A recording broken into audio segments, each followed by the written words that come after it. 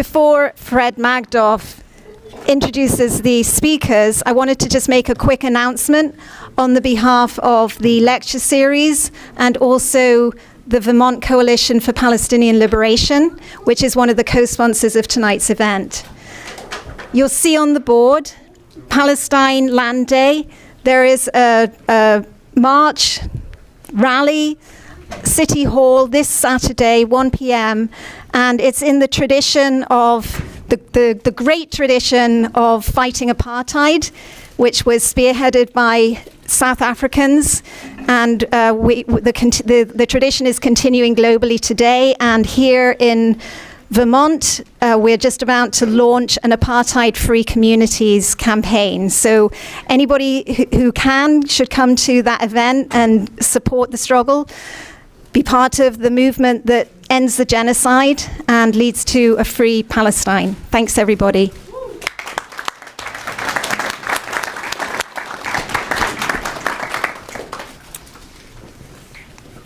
Thank you, Helen. And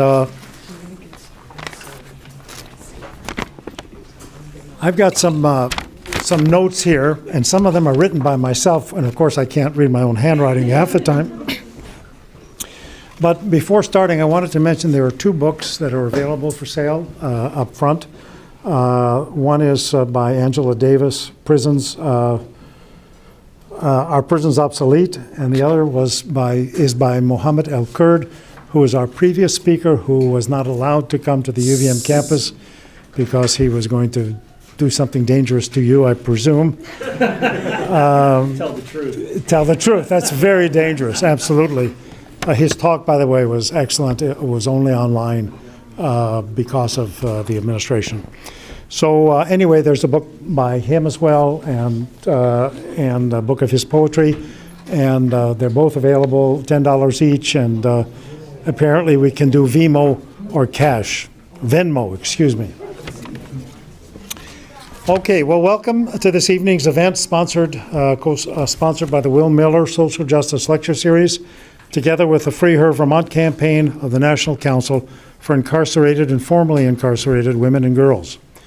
This event's co-sponsors at UVM are the English and Sociology departments, Gender, Sexuality, and Women's Studies, United Academics, UVM Graduate Students United.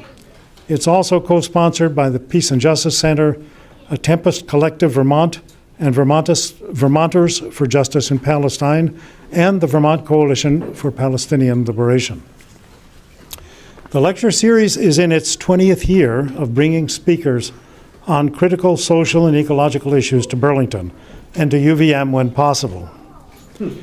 It is named in honor of UVM philosophy professor and activist Will Miller. Will, interested in and involved in the wide range of issues that concern us yet today, was the only professor I knew who had a battery-powered megaphone in his office. You never know when you might need one if there's going to be a demonstration. And Will was always there, whatever the cause for social justice or ecological sanity. I'd like to mention his partner, Ann Lipset, who is not with us tonight for the first time in the lecture series. She's caring for her mother in Rhode Island, and I know she would love to have been here. This evening's talk and discussion concerns incarceration in the United States, specifically of women. As I expect that most of you know, the U.S. has far and away the world's highest rate of incarcerating people. It's not even close to the next one. The talk and discussion tonight are titled No Prisons, Reimagining Communities Through Collective Organizing. Following Andrea James' talk, there will be a commentary by a panel. And let me just mention the panel first before I introduce Andrea. The panel members will be Jana Asaf, who will moderate and do the Q&A. She works for the National Councils for Incarcerated and Formerly Incarcerated Women and Girls and leads their Free Her Vermont campaign. She's on the board of the Will Miller Social Justice Lecture Series and a steering member for the Vermont Freedom Fund. Sashi James is the director of Reimagining Communities for Families for Justice as Healing and for the National Council for incarcerated and formerly incarcerated women and girls. Mallory Hanora is the Executive Director of Families for Justice as Healing, an abolitionist organization based in Massachusetts and a member of the National Council for the Incarceration of for the incarcerated and formerly incarcerated women and girls. And now it's a pleasure to introduce the main speaker for this evening, Andrea James. And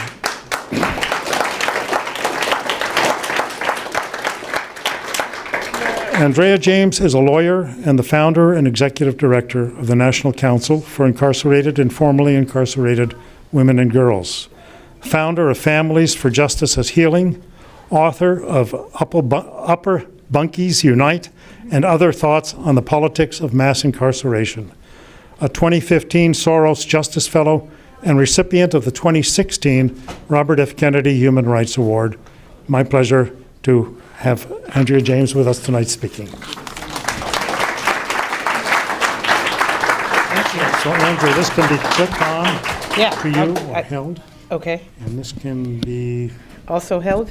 Okay. this can be held if you want to. I think I can go over the ear also. Okay, wonderful, great. Does this one work? Because this one I can clip on me. This was not working That was not before. working. Okay, I'm not gonna ask any more questions. I'm just gonna roll with it. It's not working right now. That's fine, that's okay. I can roll with it. All right. Sorry, I'm having a little issue with my arm, but it's all good. All right, I think I am going to try and do something with this. Can you hear me okay? Yeah. I don't have an indoor voice, so I may not even need this. But I want to say thank you. Hello to one of our fellows. It's so beautiful to see you. Just saw you in Roxbury. Wrapped up Reimagining Communities. How was that? Awesome. We love to hear. Want to say thank you to the University of Vermont. Thank you to all of you for caring enough about this issue. This is a wonderful and great turnout. And I'm just really, really happy to be here. As introduced, we're here to talk about no women's prisons, no prisons at all.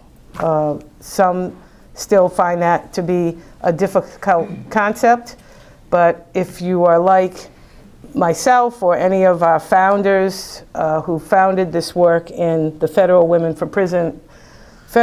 Prison for Women in Danbury, Connecticut. I'm a little loopy, we just drove 4 hours. You will feel just the way that I do, actually. You would come out of that experience feeling like abolition is the only way to go. And so I encourage people who aren't quite there yet. I understand, and I would just ask that you listen big, and listen with an open mind and open hearts, because this is really hard work. You're going to hear from the real stars of the show. I'm old. I've been doing this for a really, really, really long time. Jana is leading this movement up here in Vermont. Powerful, powerful young organizer.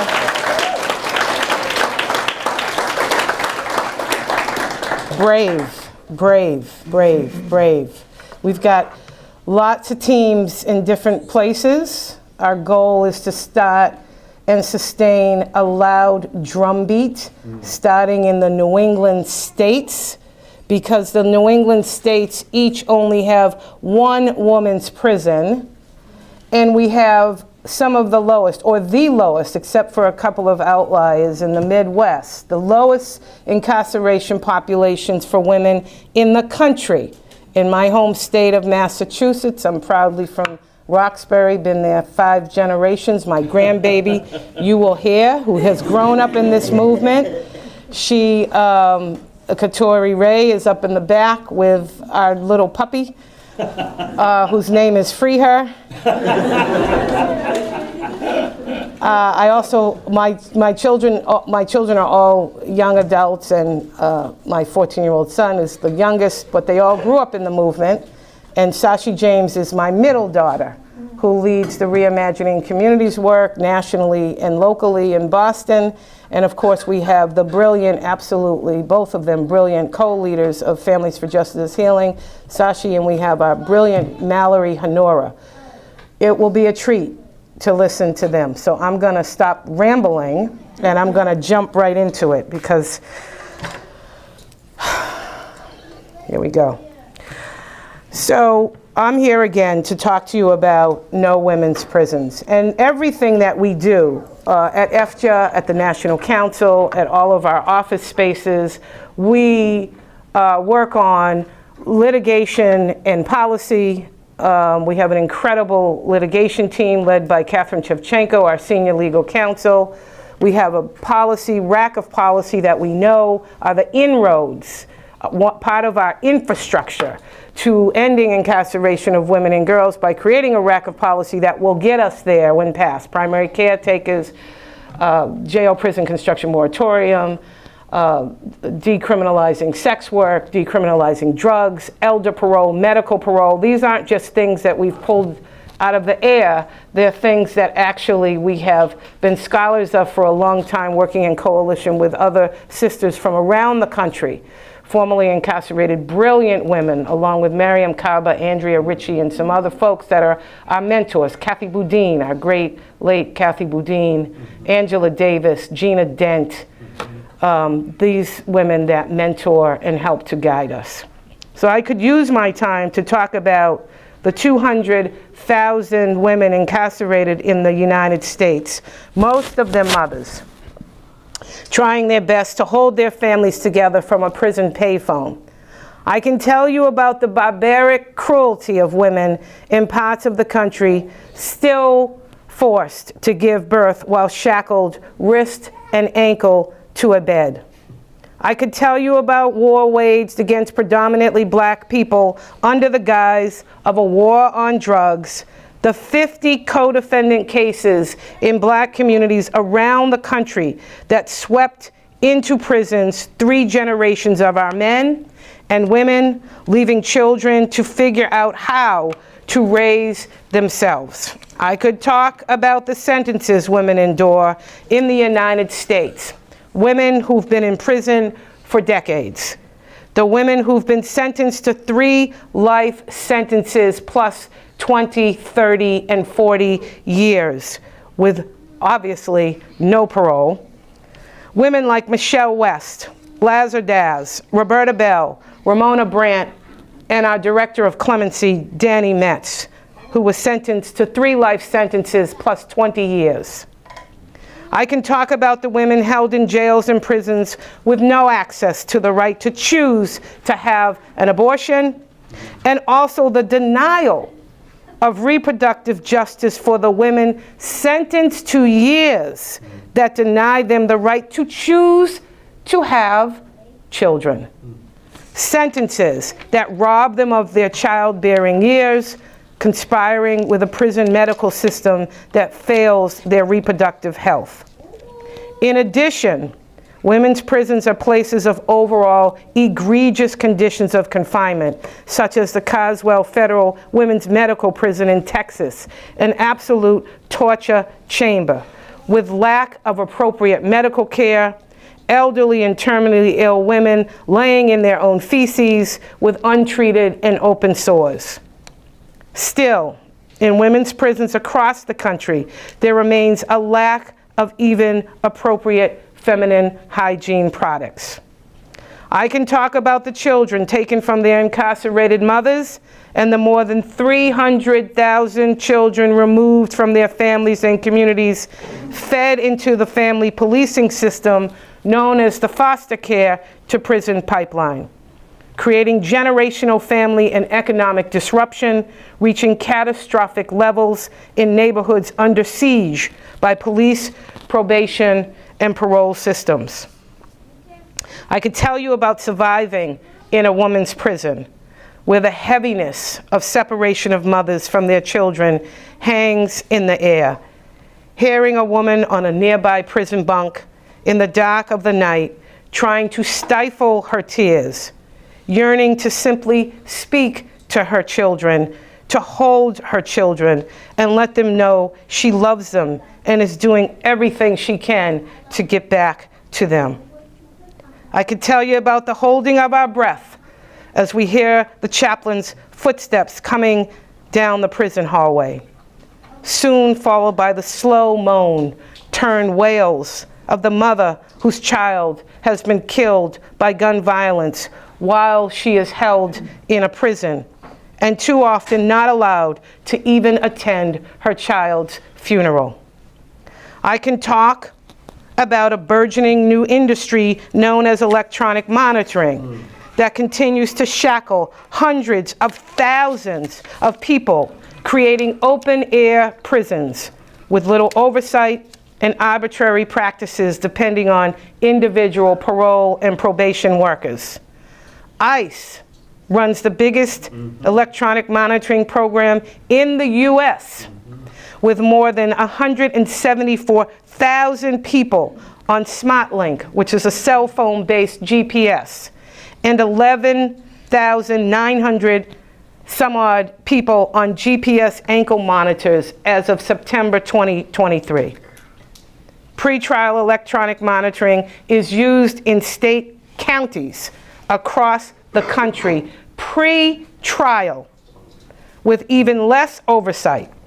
The largest pre-trial EM program in the US is Cook County in Illinois, where more than 2,500 people pre-trial are on cell phone GPS or ankle shackle, which is what we call them, monitoring. Pre-trial. There are currently more than 5 million people in this country. The numbers are rising every day on some form of probation or parole. I could tell you about the women who finally get to their release date after serving 10, 20 years, just to be told that after years in the federal system, you will not be going home, but instead turned over to the state to start a new sentence. Women like Denise DeQuigan, who spent 18 years in the federal system and upon her release was turned over to the state of Mississippi to start a new 18-year sentence. I can tell you about the proliferation of states right here in the United States. 40 states proposing new women's prisons and/or jails.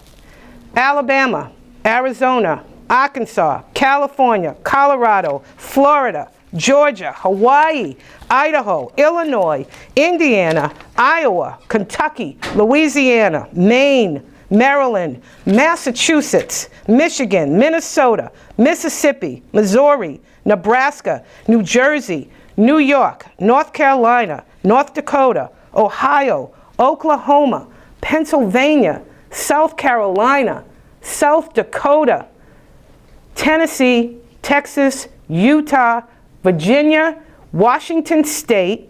Activists helped successfully to push a prison to close here, but they are building some new jails. Washington, D.C., Wisconsin, U.S. Virgin Islands, and Vermont. Many of these women's prison jail proposals include hospices attached for the elderly, sick, and dying. The average cost per prison is $120 million. A strong outlier is New York, which has a $8.3 billion plan to build 4 jails to replace Rikers Island. And I could spend this time telling you about the rapes and sexual assault by guards. Widespread sexual abuse of incarcerated women continues to plague federal prisons, such as FCI Dublin in California, and accountability measures for staff have yet to contain the scourge of such violence, according to a Senate investigative report. A bipartisan Senate investigation has found widespread sexual abuse of women in prison by male wardens, guards, and volunteers tasked to protect them, uncovering incidents inside at least 2/3, and I would say all, of the federal prisons that house women over the past decades. The Congressional Subcommittee on Investigations launched a bipartisan investigation into sexual abuse of female prisoners in custody of the Federal Bureau of Prisons. The subcommittee found Bureau of Prison employees sexually abused female prisoners in at least, as I said, 19 of the 29 federal prisons. I would say that it is every single one of them. That the Bureau of Prisons has failed to successfully implement the Prison Rape Elimination Act, PREA. It failed to prevent, detect, and stop recurring sexual abuse in at least 4 federal prisons, including abuse by senior prison officials. At FCI Dublin, for example, the former warden and chaplain both continually sexually abused incarcerated women, and BOP management failures enabled continued sexual abuse of women by the Bureau of Prisons' own employees. We are engaged in that process right now. There's a lawsuit pending against Dublin, and I assure you that there is a second lawsuit that will follow due to the retaliation that is being perpetrated against the women who came forward. The subcommittee found that the Bureau of Prisons Office of Internal Affairs investigative practices are seriously flawed. There is currently a backlog of 8,000 internal affairs cases, including at least hundreds of sexual abuse cases. State prisons throughout the country are no better. Rapes and sexual assault by guards in women's prisons is not an anomaly. It is a daily occurrence.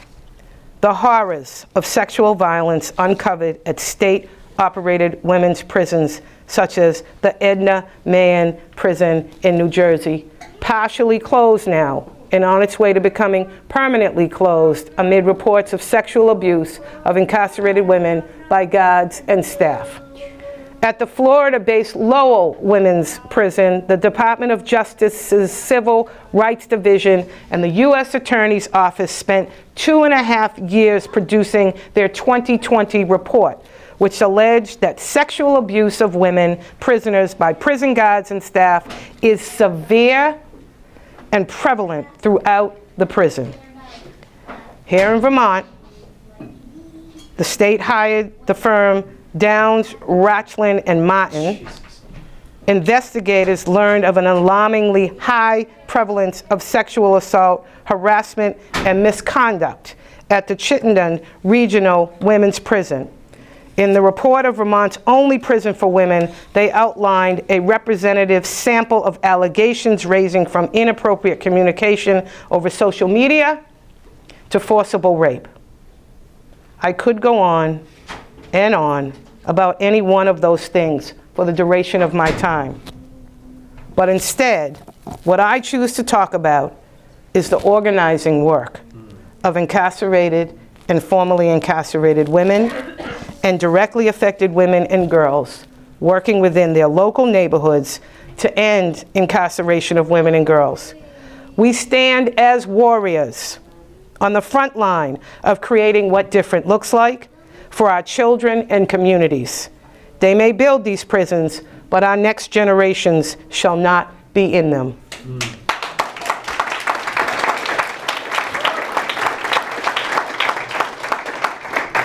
So now we are here, starting from back in 2010, as incarcerated women in the federal prison in Danbury, Connecticut, where we were overcrowded with women from every Black and poor community around the country.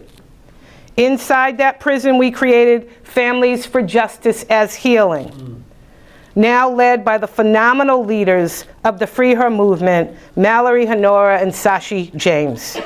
And as we came home, one by one, we created the National Council for Incarcerated and Formerly Incarcerated Women and Girls, no longer willing to have our direct experiences ignored, no longer willing to be viewed as anything less than the experts we are, and unwilling to be just used to talk about the messy parts of our lives. We asked for help from abolitionist scholars like Andrea Ritchie and Miriam Kaba to create our think tank, the Free Her Institute, and we connected ourselves with sisters around the country working on ending the incarceration of women and girls, creating the Free Her movement, and an infrastructure we call 6 Ds for how to advance this work.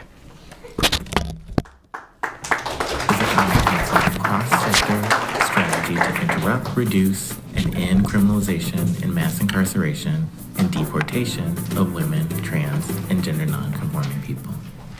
So the way 6Ds came about was in early 2019, shortly after we launched the Interrupting Criminalization Initiative at Barnard. At the same time, we were hearing more and more about both mainstream organizations and criminal justice funders increasingly paying attention to the reality that has been true for the past 5 decades. And we're saying we need a strategy to end mass incarceration of women and girls. And here were all these people from around the country who have been doing this work on the ground for decades, who were coming to town for Beyond the Bars under this Until She's Free theme. And we ended up doing is weaving together these different strategies across the country, these different strands of liberation struggles into a tapestry. The 6 Ds are document, decriminalize, divert, decarcerate, divest and dismantle, and dream. We had this massive goal that we sat at a picnic table in the prison yard in Danbury and said, what are we going to do? We're going to end incarceration of women and girls. And so all of the 6 Ds we do work in, because we had to figure out how do we operationalize ending incarceration of women and girls, this huge thing. In order to identify key points of intervention, we need more information about how, where, and why women, trans, and gender nonconforming people come into contact with law enforcement. Through hearing these stories, we've been able to see the different ways that people are criminalized. We've seen a variety of answers, and I think that the documentation part of the 6 Ds is critical.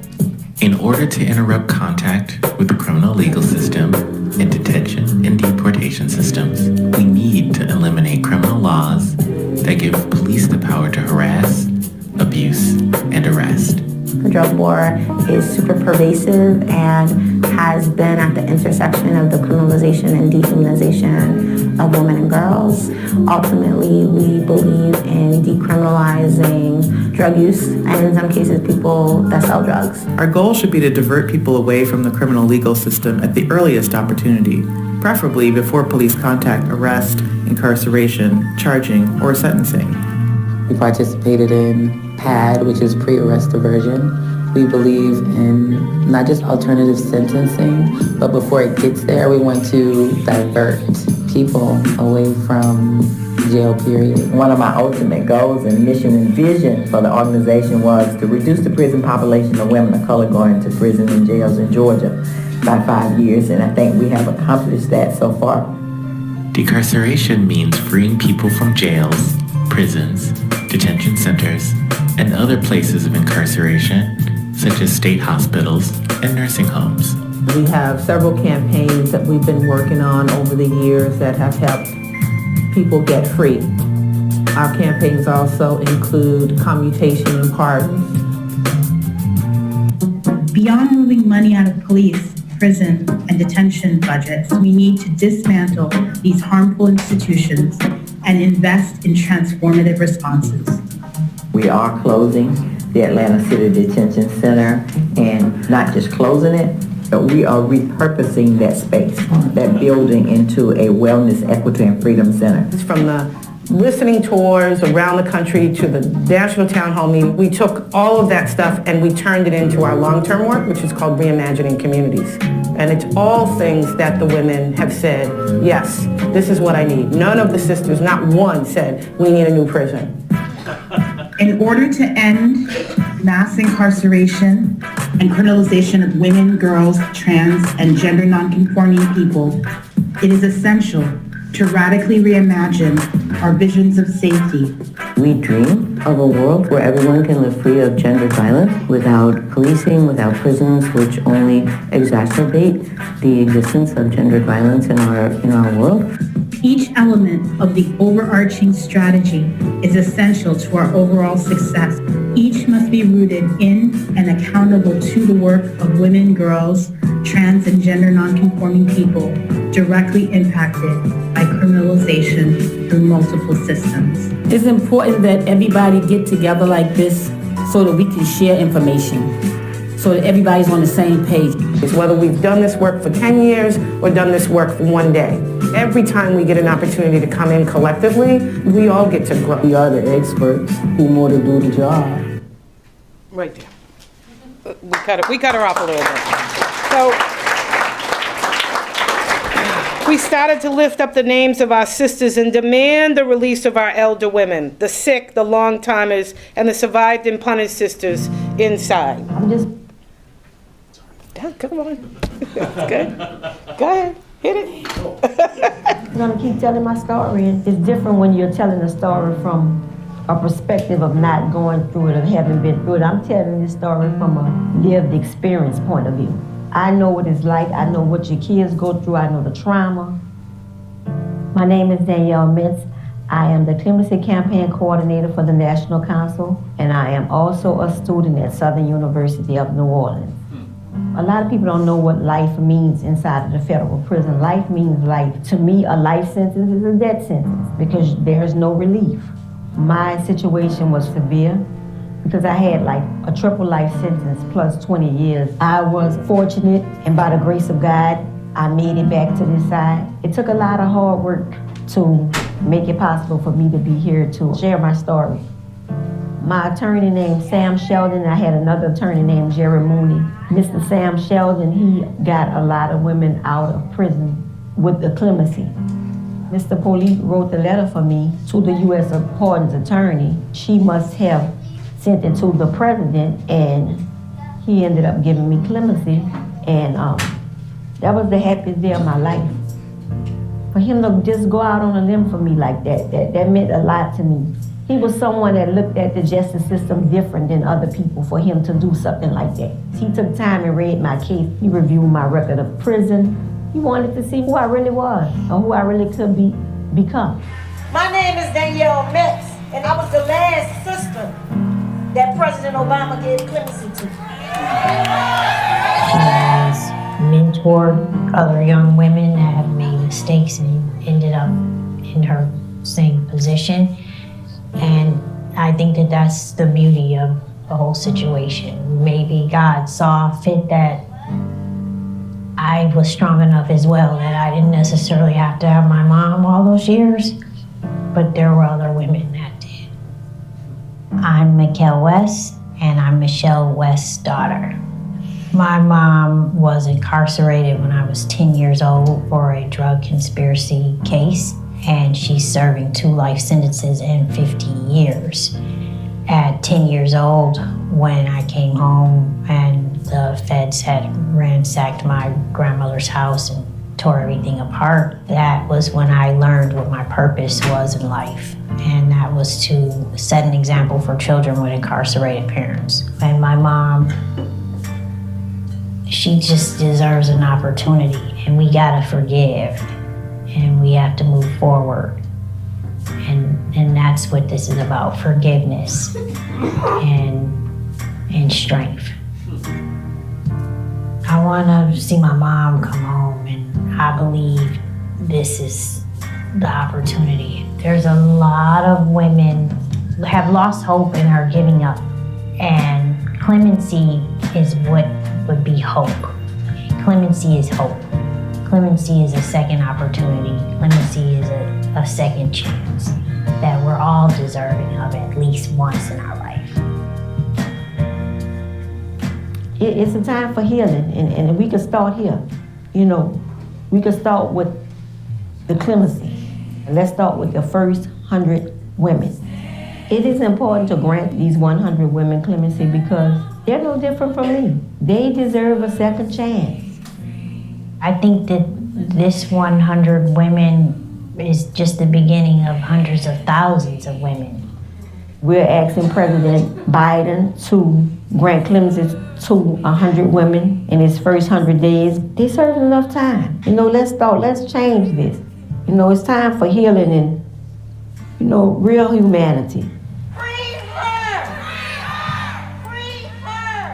Katrina Danforth, Brenda Fine, Renette Hauser, Charlene Castrion, Cheyenne Brasher, Roberta Bell, Eva Antencio, Terry Williams, Catherine Gardner, Pamela Tyler, Rosalie Garcia, Peggy Fulford, Minnie Coleman, Akuvia Afobi, Marion Delaney, Kay Elson, Kimberly Jones, Linda Avila, Nikki Cash, Gladys Oli, Marjorie Robinson, Karen McClaffin, Brandy Meeks, Kathleen Mox, Andy Morgan, Sandra Shoulders, Millicent Taylor, Judy Tall, Janita Vasquez, Lisa Randicott, Tara Young Foster, Faith Brooks, Mikhail Makapovica, Lisa Rense, Sharon Sexton, Tricia Teeter, Anastasia Bogomolova, Evelyn Bozon-Papa, Eucharis Caballos, Robin Cheney, Valerie Collins, Kay Gao, Micheline Hamuda, Alma Hernandez Preciado, Maria Inda, Juanita Lawson, Donna Munda, Stacy Weichadel, Jessica Fritz, Jessica Antunes, Michelle Duval, PJ Rodriguez. Betty Schweigert, Pamela Tablet, Lisa Tony, Joyce Allen, Alicia Escobar, Viola Callan Tren, Elaine Young, Rosie Baker, Teresa Shine, Tina Courtley, Sandra Cook, Veronica Dale, LaTanya Davis, Deborah Drumley. Mercedes Salazar, Valenzuela, Marion Morgan, Yolanda Morton, Liz Ordaz, Corthea Peak, Lena Roberts, Kimberly Robinson, Vicki Sanders, Robin Bertelli, Eva Buck, Rita Cronwell, Doris Foster, Gail McNamara, Precious Rogers. Ade Tutu Etty, Martha Evanol, Josephine Gray, Amy Gonzalez, Maria Juvara, Sandra Harr, Holly Hopper, Nina Iro, Tammy Yanachek, Cheryl Jealous of Him, Janice Kalin, Donna Langen, Kathleen Matthew, Valerie Lowe, Tammy Miller, Stella Nickel, Rebecca Parrott, Larissa Sakonsky, Angela Shavlowski, Monique Brady, Amelie Ellis, Conchetta Jackson, Christina Corbet, Marie Mason. Free my mom, Michelle West.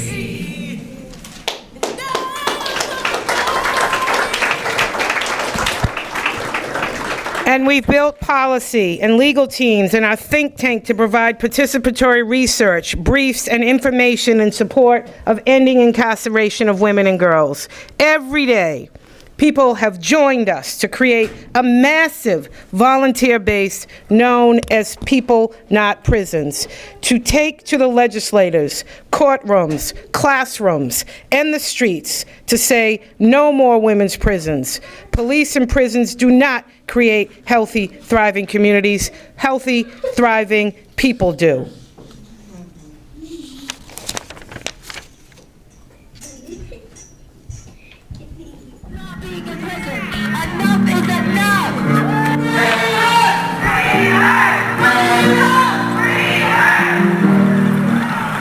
Thought to do a 90-mile walk, and now it's a tradition, and every year we do this walk to represent our women that are incarcerated, the women that are in framing camp that need our help, our people who wrote our letter, everybody who's just fighting for to come home, our community, because our community deserves better, our children who are out here who will never see the inside of a prison because of the work that we're doing right now.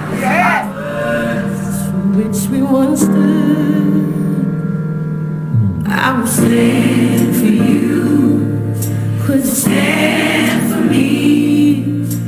Everybody deserves to be. Women who are lifers who are dying inside of federal prisons, and remind our state governors of the need to exercise their clemency power. This is our political home, this is our home. And so there's an urgency here, and we need you to continue to be a voice for our sisters inside, to stop this new prison, to get these women home, to give them a better opportunity to heal and advance their lives, and all of us as a society to do that as well, because we're in a very sick place right now. We've got to change that. So thank you again, everybody. Woke up this morning with my mind.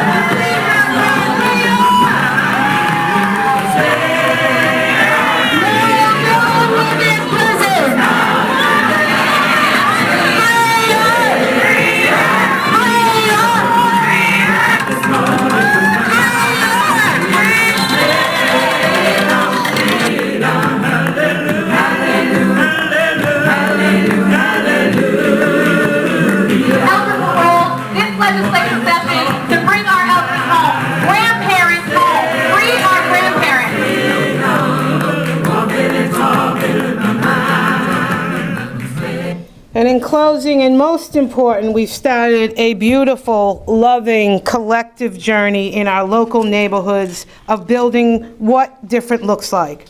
Using participatory defense, transformative justice, healing circles, mutual aid, basic income guarantee, fellowships, cooperative businesses, housing support, child care, community safe houses, neighborhood libraries, hydroponic farms, food pantries, and community refrigerators.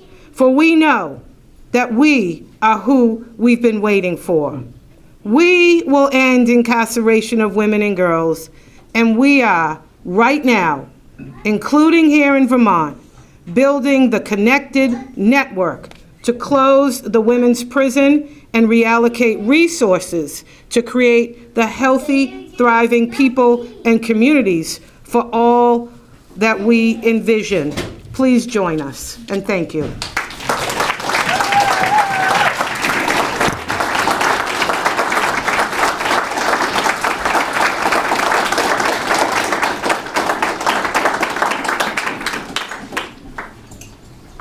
If the panelists will come down and as far as I know, Gina, this is the only one that's working. Okay, we'll just pass that.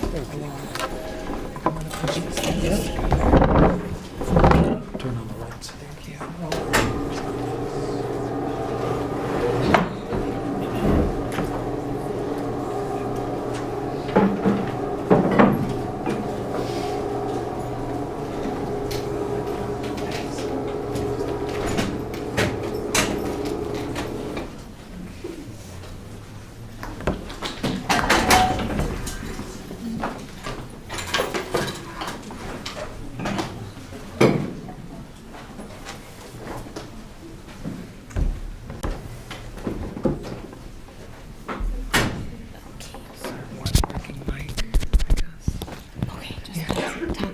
Hello, hello. Okay, testing. We're good. All right. While we wait for Andrea and Sashi to join us at the table, yeah, you're gonna be on the panel with us. It's okay if you can't. I don't want to poop on your I was just gonna run her out again, but she gets started when Sashi. Where's Sashi? She just went out with Katori. Okay, I'll switch with her. Okay. I'll come back. Okay. Thanks everyone for rolling with it. We got a lot going on, but yeah, just such a phenomenal presentation by Andrea, and I'm so glad you all could be here and just feel the magic of the National Council. I know here I'm the only staff from the National Council, so it can feel a bit disjointed at moments, so I'm really happy that you all could just see what a powerful force I'm attached with. Like, they really have changed my life in so many ways, so just glad you all could hear from them. So before we begin, I was just wondering if anyone had any burning reflections from what Andrea was sharing from her opening. No? Okay, so we'll just jump into it. So the first question I have is, please explain how you got into this work and a bit about your journey with the National Council or with the abolitionist movement in general. Good evening, everyone. My name is Mallory Honora. I'm the co-director of Families for Justice as Healing with Sashi. And I think finding my way into a commitment to ending policing, prosecutions, and prisons has been the thing that I have been most consistent with in my life and always found my way back to, which I'm really lucky for. And a lot of other things in my life have shifted. I've become a mother. I've had a lot of different haircuts. I've gone from doing drag and burlesque to Muay Thai outside of work. But coming home to be part of a movement that believes in freedom and dignity is what I have done with my life and want to do for the rest of my life and want to do it in sisterhood. with the women here and the women in the Free Her movement. So I came into organizing as part of a radical working class women's collective that was called Reflect and Strengthen in the Boston area. And we were definitely talking about like circles and healing and personal and social transformation and transformative justice, like long before those, words were necessarily so popular. And it was just like what communities were doing to try to be together. And we had lots of young women that were swept up in the Department of quote unquote youth services, aka children's jail in Massachusetts, and just seeing very young women get stolen out of their homes and our communities was really painful, and fighting to keep them, and then fighting to be like in women's lives while they were incarcerated when they were very, very young as teenagers. So trying to be a support system for them was how I got into the work, and then just continued to do movement work and organizing, and actually came to Families for Justice as Healing when I needed to do probation hours.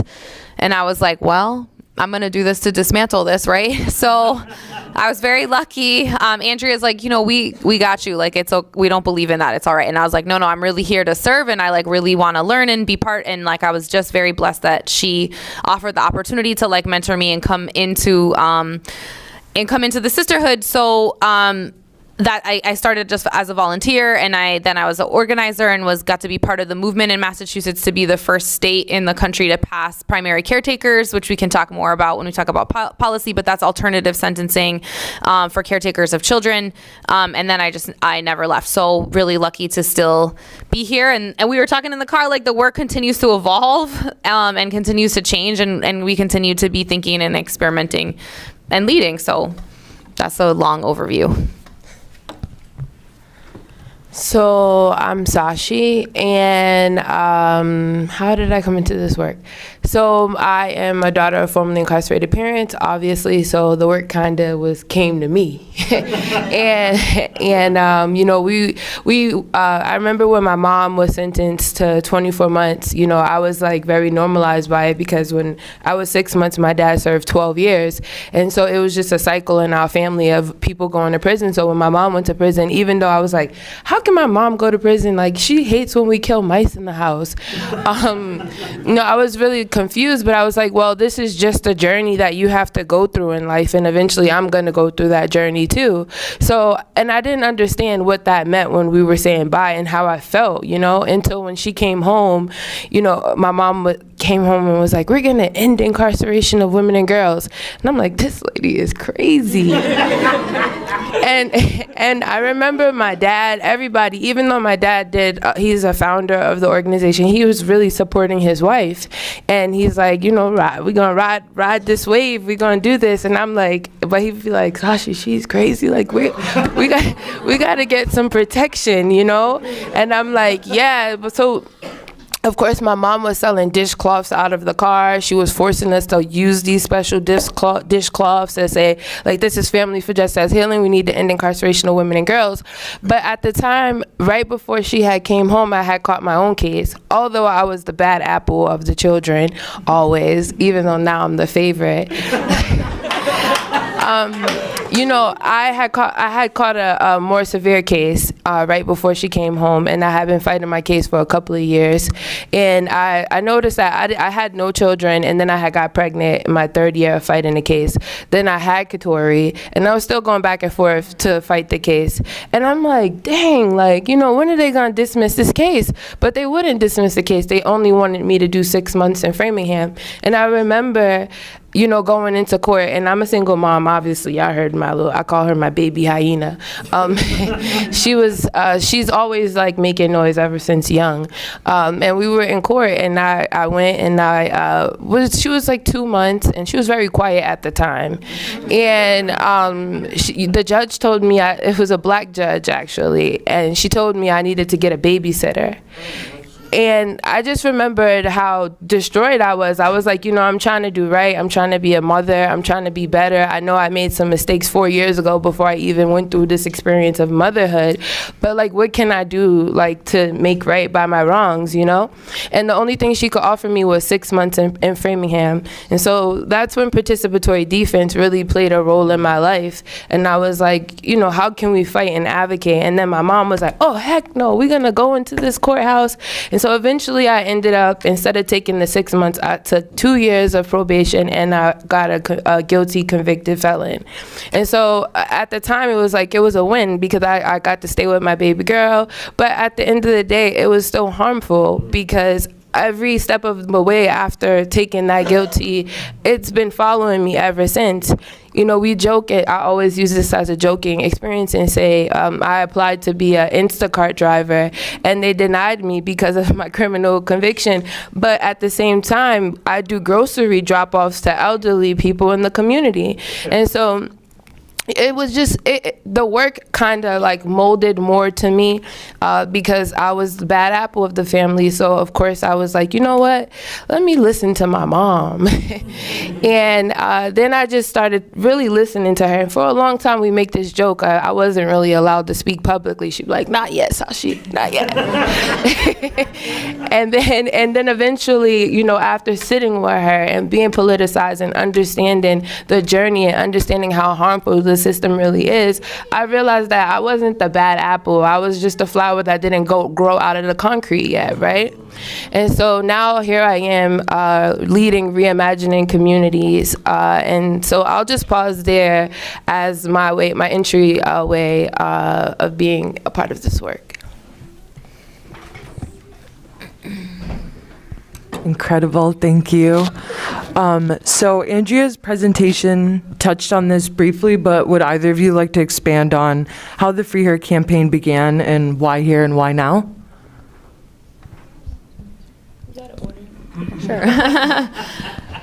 Sure. So this region, as Andrea mentioned, has some of the lowest incarceration rates in the United States, and not just the rates per population, but just the lowest numbers of people in general.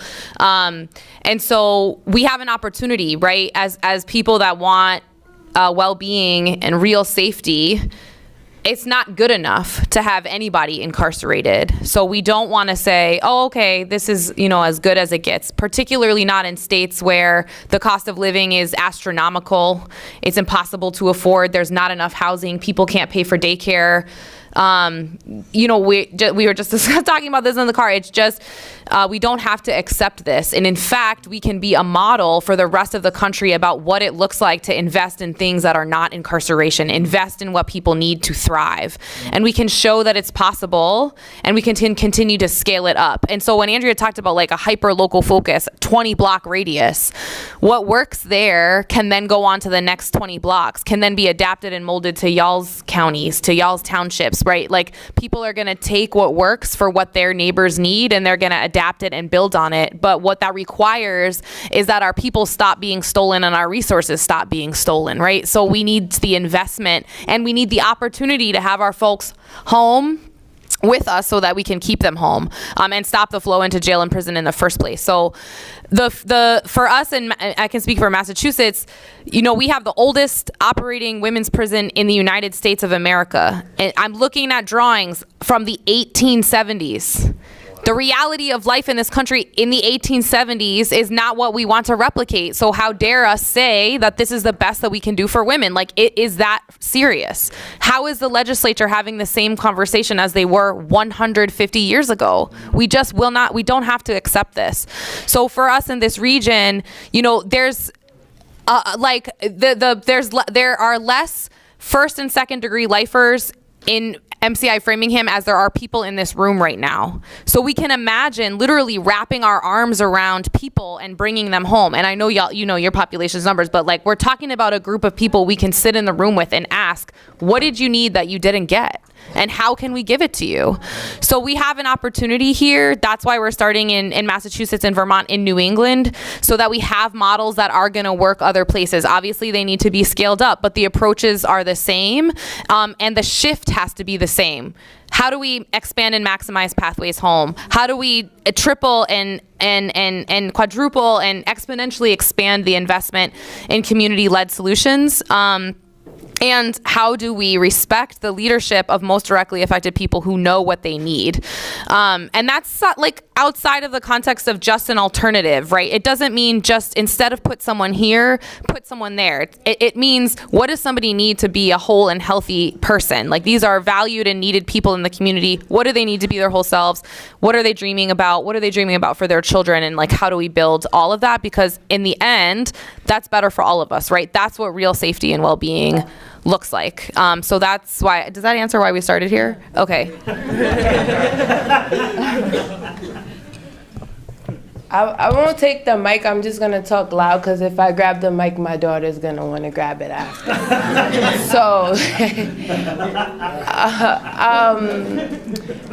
So why did we start here for us is that, you know, we launched our clemency campaign also a few years ago where we did a clemency tour across all the New England states.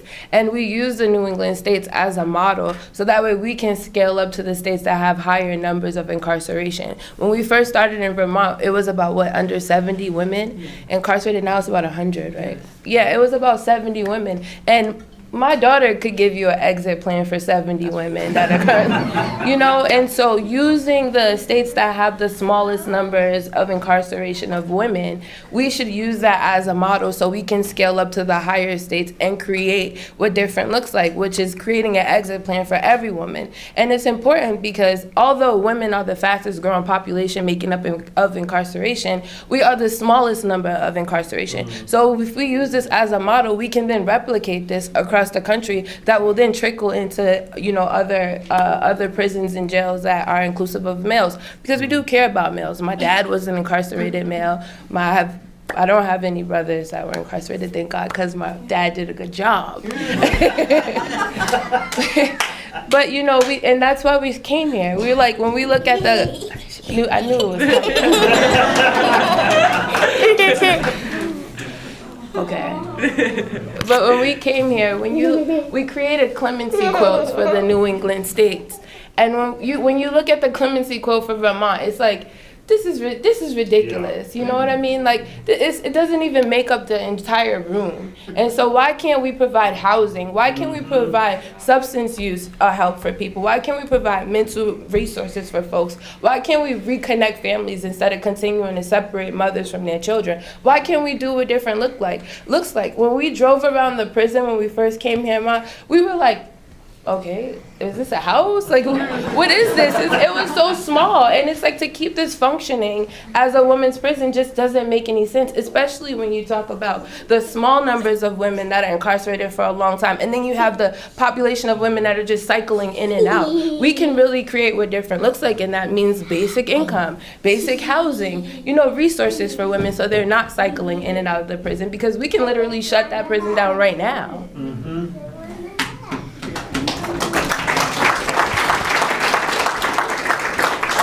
Thank you so much for those great answers. So moving on to our second part of the question, can you specifically share more about the campaign work happening in Massachusetts? I'll touch on Vermont after, but what has the state proposed in Mass? Where are things at now? And share anything else you think is important. Yeah, sure. So, you know, almost 5 years ago, overnight, they moved 200 women from the state prison to a county jail. But the state prison was sort of holding women from multiple counties, and there was this mass movement of women, and no explanation, no conversation. Really, women knew within only days of leaving. Their families didn't know where they had gone to. They got to the jail, and on one unit the water wasn't on another unit the phones weren't working. Like, there was chaos and crisis, and we're like, wait, why is this happening? What's going on with our sisters? And we paused and we said, this is not okay. Like, if there's movement, like, there should have been a conversation. Most of those women were held pretrial. So why wasn't there another option explored, right? Like, what is the bail that they're being held on? Why isn't it reduced? Like, why aren't people free to fight their case? Why wasn't there a conversation with the community about where women are going and where they're coming from? Like, what's going on? And from raising hell about that, we discovered, we meaning directly impacted women, had to dig and find and research that actually this was part of a longer term plan for the state to build a $50 million prison for women. And we said, no, not now, not ever. And like what was required then was directly impacted women figuring out the process for how state construction projects work and how prisons are built in Massachusetts. So we are the reason why anybody knows that they were planning to build a $50 million women's prison. If we didn't get in the way of that, it would probably be built already. Construction, they were scheduled to finish it early 2025. And we've held it off for even starting for 4 years now. And that took so much organizing and labor and time to be able to hold that off. And also it came at a great cost, because that means that reimagining communities could only move at the pace of the available time when we weren't fighting actively against the new women's prison. So that's like, that's time and energy that our people don't get back, right? And so we also, we are in Massachusetts is, like every other state, the criminal legal system is part of the architecture of white supremacy, right? Like it's upholding that. So the racism of the criminal legal system is absolutely rampant in Massachusetts, which means that Black and brown people are overrepresented in a vastly majority white state. So we knew that we had to mobilize white people to stand up and say, we don't want a new women's prison either, and we're following the leadership of Black directly affected women, because what that vision is actually better for all of us. And it's certainly better for our families than the Department of Decrepitness, like Department of Corrections vision for what they want for all of our children, and our children's classmates and friends. So, we positioned the $50 million. We told the truth about the $50 million women's prison, which is that is a grave threat to our girl children and our grandchildren and our great grandchildren, like 5 generations, to invest in the incarceration of our future, right?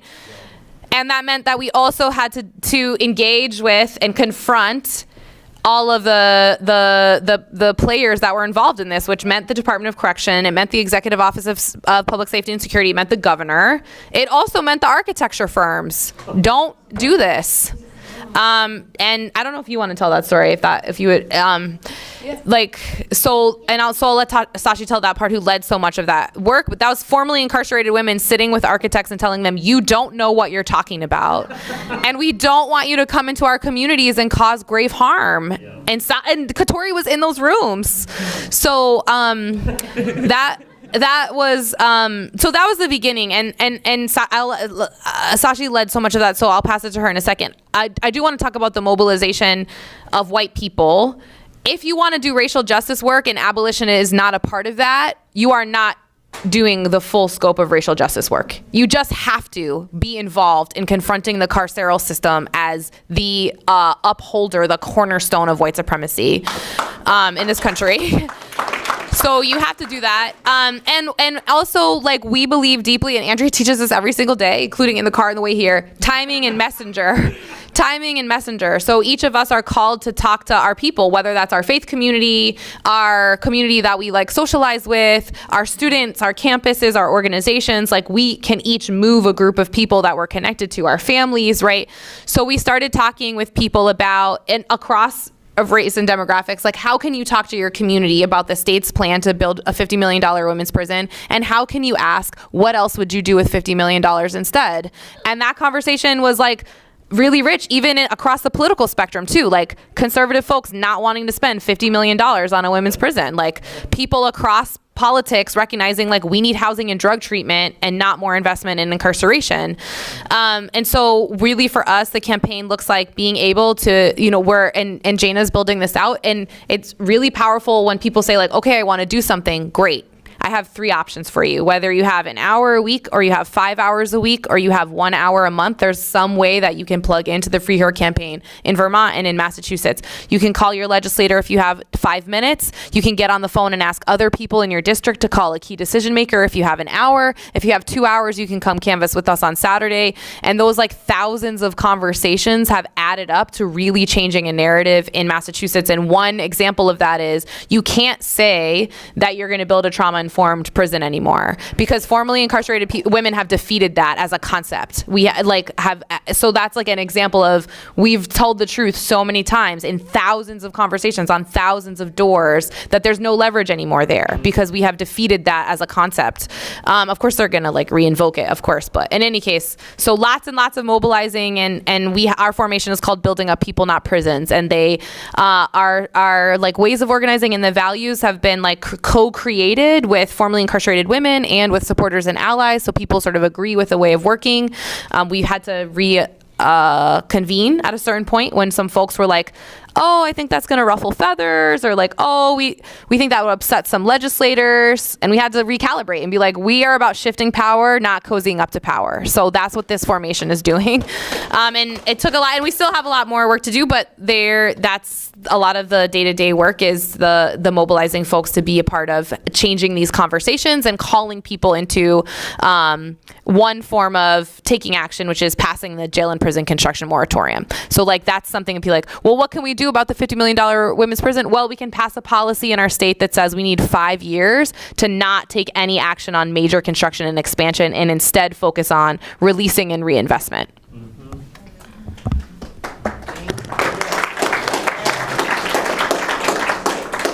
I think Mallory did a really good job at breaking down what we do. I do want to highlight, the importance of not calling people out so much, but calling people in. And I think that's what we did a good job at when we were meeting with the architects. We went and we had Tori also sitting at the table, and we were like, hey, there is no such thing as a trauma-informed prison. Like, you can paint a prison pink, you can put a mural on the wall, you can do whatever you need to do. But the problem is that the separation of people from their children, their mothers, the problem is that we're never addressing the root issue of why people are even incarcerated in the first place. And no matter what, you can't have drug treatment inside of a prison. You can't provide no resources inside of a prison. Every resource needs to be provided on the outside, so that way people can heal in their community, heal amongst their family. That's the only way that we can get to the other side. Other than that, building a beautiful prison is not going to help us. And I think that we did a really good job laying that out with architects. And one of our success, I'm not going to go there because it's been a journey with them, but one of our successes that, architects pulled out. HDR did not, but I'm sure if y'all know about HDR, they're a tough cookie. They've built over 270 prisons right now, and they are just not responsive to communities. However, we built a beautiful relationship with architects, and they pulled out the project, and one of them even pulled out and said, well, what can we build to support y'all? And what does it look like for y'all to reimagine y'all communities? And we worked directly with them to also provide abolitionist frames, so that way we don't have other prison building architects. You know what I'm saying? And so that is just a beautiful line. And then I just wanted to touch on the power of what does it look like for folks to really stand with us on the front line, not just fake stand with us, like really be unapologetic about creating what different looks like in this world. And that means when you say you don't want us to build a new prison, that means that you're saying, yeah, her grandchildren do not belong in a prison. Her grandchildren's grandchildren do not belong in a prison, because when they build a new prison, they're gonna fill that prison. It's not just gonna disappear, when they say, oh, I came up with something more beautiful. When we sat with DYS, they said that they are, because they are, in addition to them dismantling the moratorium bill, but vetoing our bill last session, at the end of the veto, they introduced a $21 million youth jail. And so when we went to have a seat with DYS, we were like, why would you do that? Like, the numbers for incarcerated children have declined by 90%. It doesn't make sense for you to build a new youth jail. And she was like, well, we need a new building that's gonna be sustainable for the next 70 years.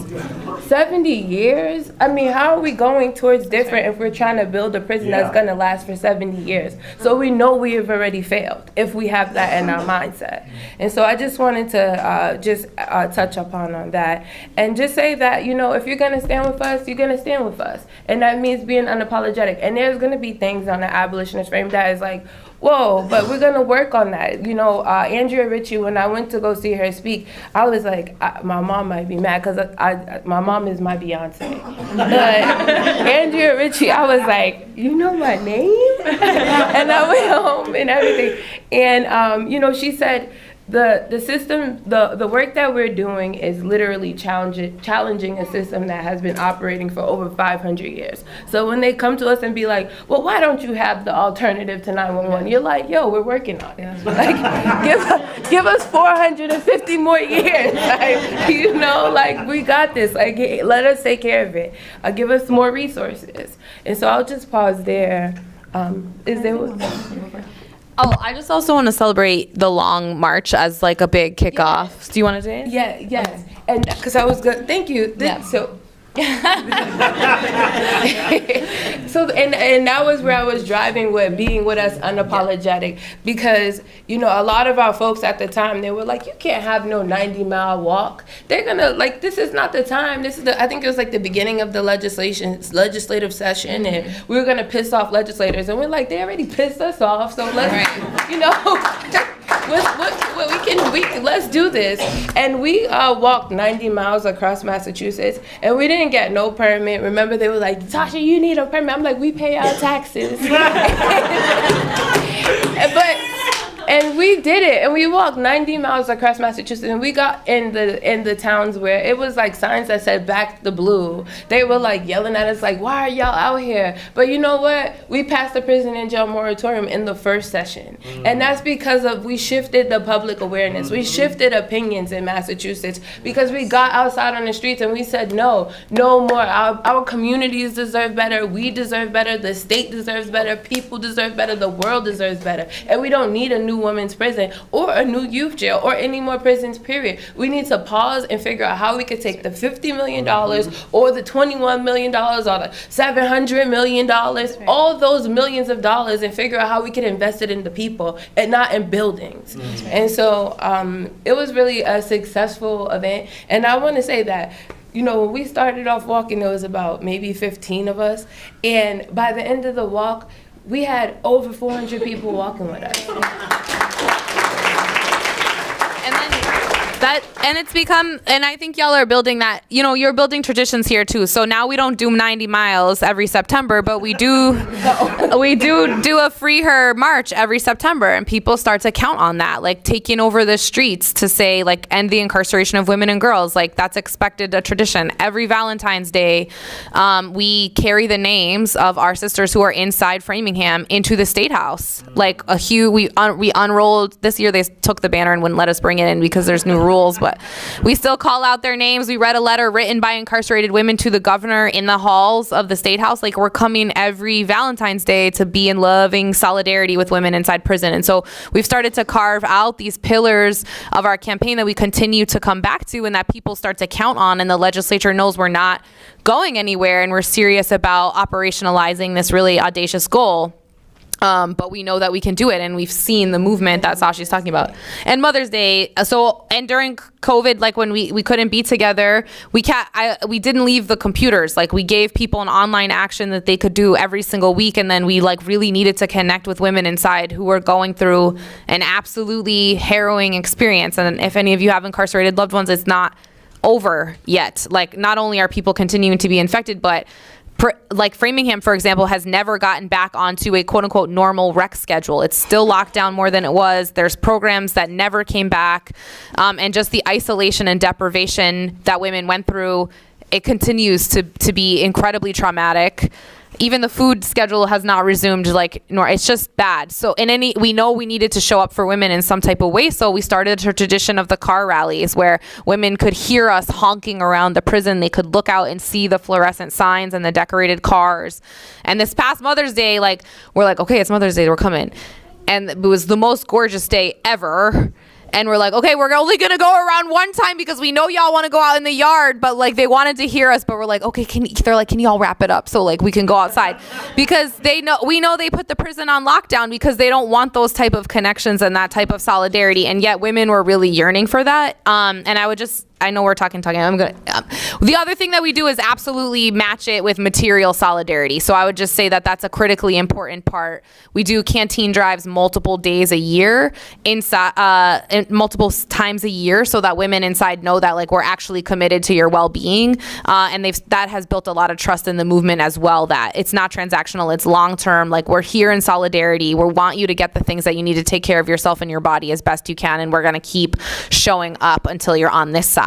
And the level of emotion of women riding around the prison who were in that prison last year is completely overwhelming. So we run a Zoom, we call it Free Her Radio, and we have women that were just inside that prison the year before talking about, I was just in there and here's who I left behind and here's who you're going to help me bring home next, and bringing the pipeline the other way. It's truly some wild liberatory stuff to be part of. So yeah.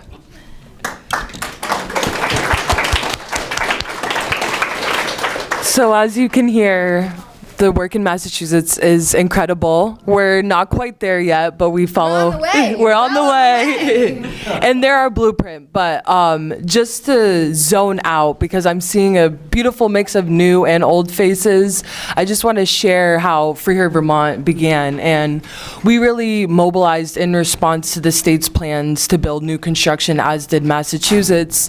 And for those that don't know, this really started back in 2019 when news outlets and direct service providers really blew the whistle on the atrocities happening in Chittenden Regional Correctional Facility, our one women's prison.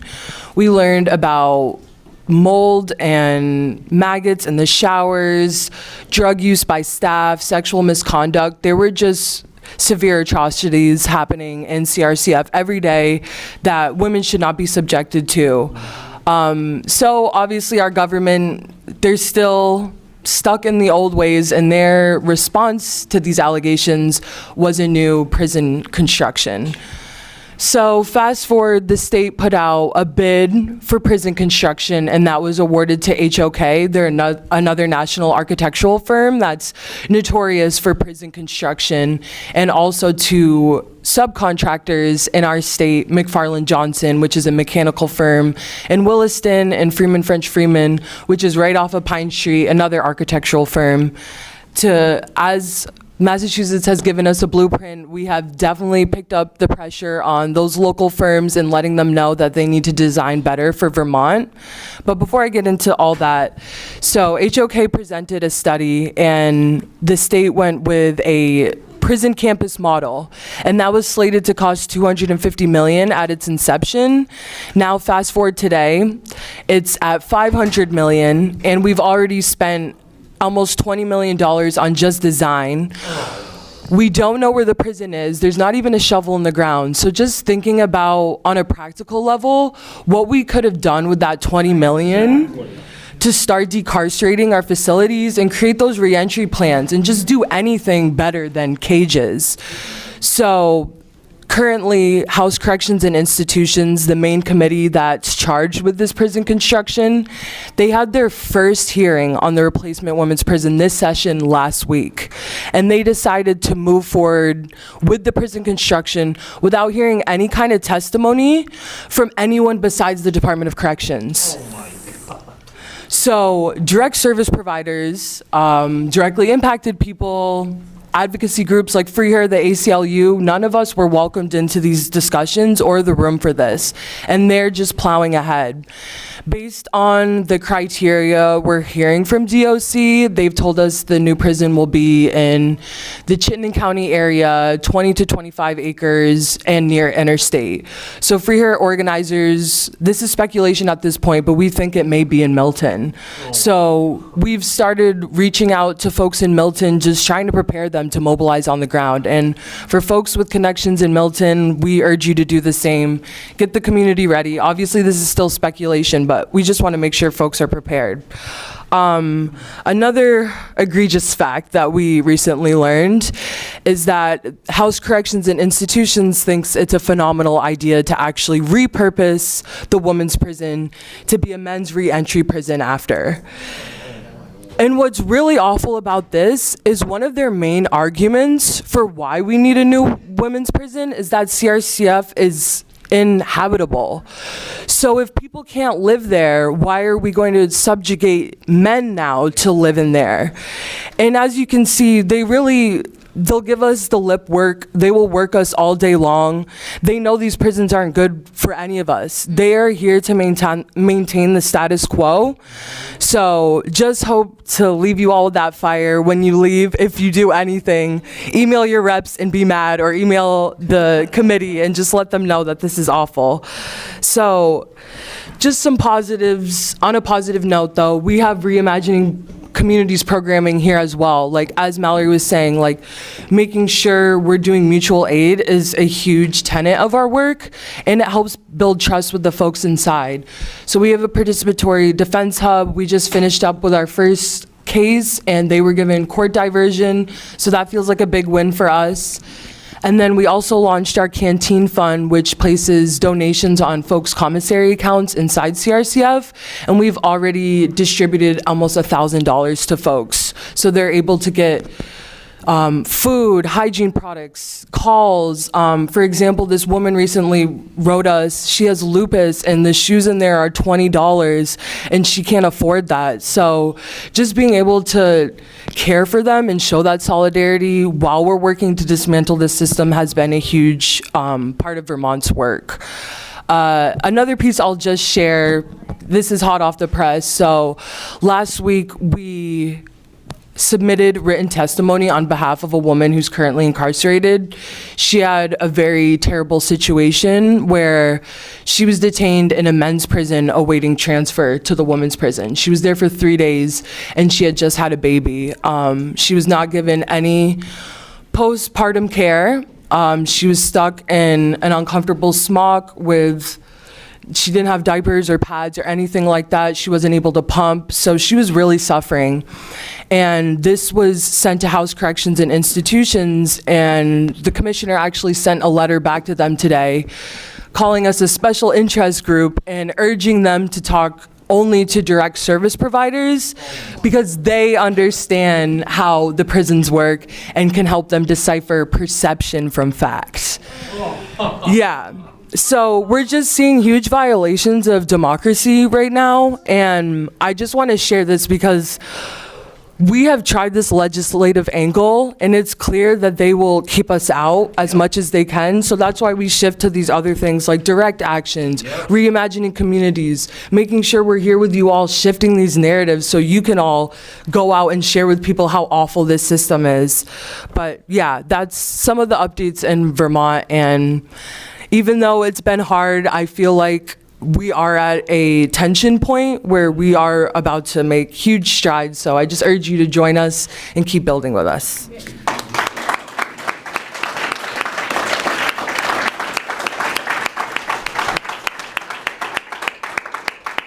All right, so we only have about 30 minutes left. We got through like 2 questions. I want to make sure we have space for folks that have burning questions here. Maybe let's just get a temperature check. How many folks have questions so I can see how much time we'll need? Okay. Let's start with community questions. Let's make this more of an open dialogue. Okay, we've done enough talking, boss. The boss said we've done enough talking. Okay. Thank you, God. All right, so if whoever would like to stand up, maybe share your question, if you're okay with that. You don't have to stand, just maybe project your voice loudly. Yeah, thanks so much for coming all this way. And I was curious to learn how you mobilize your state anti-violence coalition, Jane Doe Inc. They seem to be on board out front, saying things like, actually, no, there is no such thing as a trauma-informed prison. So was that relationship already in existence, or did you build it up from the ground? Yeah, that's a great question. And I just want to express our gratitude to our partners, Jane Doe Inc., the Coalition Against Domestic Violence in Massachusetts. I think that there was a a wave of things that were happening. One was some like intentional relationship building and some intentional transformation at Jane Doe, like in a shift in like centering the leadership of Black and brown people, and also centering transformative justice in the approach, like really thinking about what healing for survivors looks like beyond punishment. So that was already happening at the organization. So I want to celebrate the leadership for doing that. And we were building a coalition around the jail and prison construction moratorium. So we did a lot of work outreaching to partners, knowing that like as an organization led by Black directly impacted women, like we needed partners with institutional power to also join us in pressuring decision makers about creating this pause. And so we did lots and lots and lots of outreach to organizations. We had town halls and presentations and conversations. And really that connection was about recognizing that if we are working to end interpersonal violence generally, and specifically women surviving intimate partner violence and domestic violence, the core constituency of that is actually incarcerated women, because overwhelmingly incarcerated women are survivors of domestic and sexual violence, overwhelmingly. So it was an organization that really recognized like this is our core constituency, right? And I think, and I won't name other names, but other sort of larger scale groups, for example, in the reproductive rights realm, like aren't recognizing that incarcerated women are a core constituency for the reasons that Andrea mentioned, not just access to abortion and reproductive care, but the right to have a child, because you're doing unbelievably brutally long sentences for your entire reproductive life. So, you know, I think that Jane Doe recognizes that survivors are directly impacted by jail and prison construction, meaning that when we criminalize survivors, we will continue to fill our prisons with survivors, and that that's not interrupting the cycle of harm. And instead, prisons are sites of harm and violence. So survivors are reporting out to Jane Doe, like, I'm being further traumatized, I'm being further hurt physically and emotionally by guards at the prison, right? And nor when I come home, did I get any support to deal with what I was going through, to heal. I was re-triggered and re-traumatized. And then I come home and I have no resources to have a safe place for my family. I think two other things were critically important. We did participatory research led by formerly incarcerated women, interviewing other formerly incarcerated women who talked about two main things, like what led you to a jail and prison bunk, and then what are your dreams and your visions for yourself and your children. And so women talked about their survivorship as a root cause, right? And also women talked about a lack of safe and dignified housing as really one of the number one reasons they were going into incarceration, and that was resonating with survivors who are often not able to leave a situation that's not safe for them because they have nowhere to go. They don't have housing. So, you know, Jane Doe has recognized that if we're talking about a survivor-led movement, that means a movement that's led by incarcerated and formerly incarcerated women. And also we're just seeing, Jane Doe, I think, was seeing from their member organizations really the weaponization of the criminal legal system against survivors, whether that's people that are causing harm in that moment, calling the police, and the police having a practice of we have to arrest somebody. So we're taking somebody out of this family, which is destabilizing the whole family, through like we're using the system of the courts as a way to cause harm, because courts are not a place where anybody that's ever been to a restraining order hearing knows that that conversation is so far above the judge's ability to have it. Like, you're not this, why is a judge in a conversation about harm that's happening between two people, right? So all of those reasons, I think. And then women went on the record themselves. We made history in Massachusetts by supporting incarcerated women to testify for the first time on the record. They testified virtually from Framingham, and almost every one of them said, I'm a survivor and nothing here has helped me with why I came here. And I lift up Kristen Longley, who said very specifically and clearly, I needed a safe place to go and I didn't get one, so I ended up in prison. And I think that that's resonating with survivors and survivor-led organizations. Get to the point where the commissions that the formerly incarcerated women were able to get to that place of having their voice heard. There seems to be such silos here. The Department of Corrections is siloed, the committee is siloed. They're not really listening, as Gina pointed out. So how making that transition seems like a really interesting point. Can you see in reflection how that happened? I think she's talking about we get to the point of having participatory research. I mean, who was doing that? Was that being funded? How did that all come together? Do you want to? Andrea, we got it out of the mud. Like, Andrea came home from prison and was like, we're showing up, and then other women coming home from prison got behind her. I was just looking up the original flyers for the primary caretakers organizing, and it was, "Are you a formerly incarcerated mother? Your voice deserves to be heard." So it was directly impacted women making the space for each other, and then not refusing to not be heard. And like, I think that when Andrea tells us about our origin story, it's like women made a commitment to each other inside a prison to bring the most directly affected voices to the policy table. So if you weren't going to let us in the door, we're coming anyways. Like, we're still battling with people saying like, oh, decarceration is not a credible approach. It's like, no, here's the spreadsheet that shows you the name of every single first degree lifer and her current representation and her exit strategy. Like, we're serious about it, and that all of the funding for the town halls that happened all across the country, the kitchen table conversations, the participatory research, that was all money raised by formerly incarcerated women for formerly incarcerated women to do the work. So I'm sure you want to add to that. No, I mean, I think you emphasizing the last sentence was exactly where I was going to go, is that it was all work led by formerly incarcerated women. Also, the money was raised by formerly incarcerated women, and formerly incarcerated women came together. I think that a lot of times the struggle and the confusion is because people think that they have to do research on formerly incarcerated women instead of allowing formerly incarcerated women to do the research within themselves.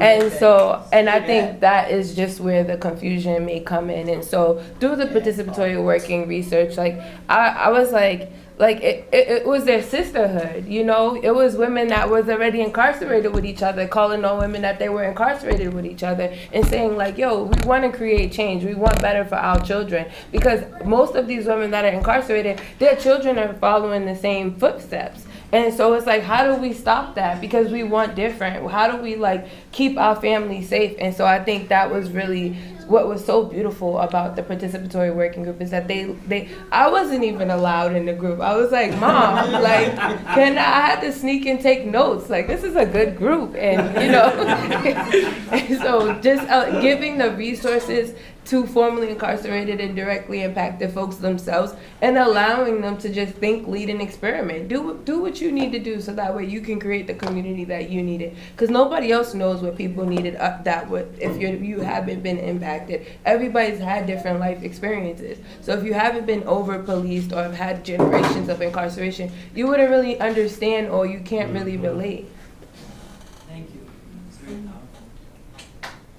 powerful. Anna, do you have critical mass? I mean, we're a smaller state, and so we're hearing about upswelling of women that are formerly incarcerated or currently incarcerated. Is there that kind of cohort here, and what kind of support systems can people who are not those people provide to help that happen? Yeah, so we're much smaller than Massachusetts, very much entering our second year. I would suggest for folks that want to get involved to plug into our People Not Prisons group. It's our volunteer base. We meet bi-weekly on Thursdays, now 2 hours, because there's just so much going on. We need to meet for that amount of time. And there's some great working groups. Like, for example, we have an education group that made the zines that are over on that table. We have an in-reach team that's working on how to create effective systems for receiving requests from folks on the inside. We have our direct pressure group that has planned 2 of our demonstrations at the architectural firm. So that's really a good place to get plugged into the broader movement. And there's about like 20 of us that come every once in a while. You know, like, we're still building up capacity.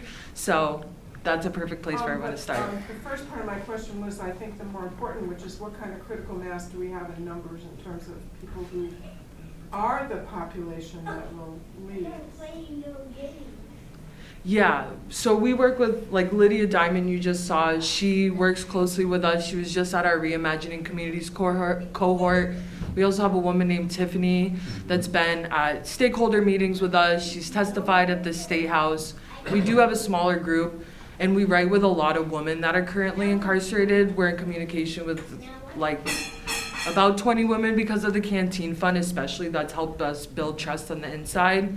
But we are trying to build up that specific cohort here.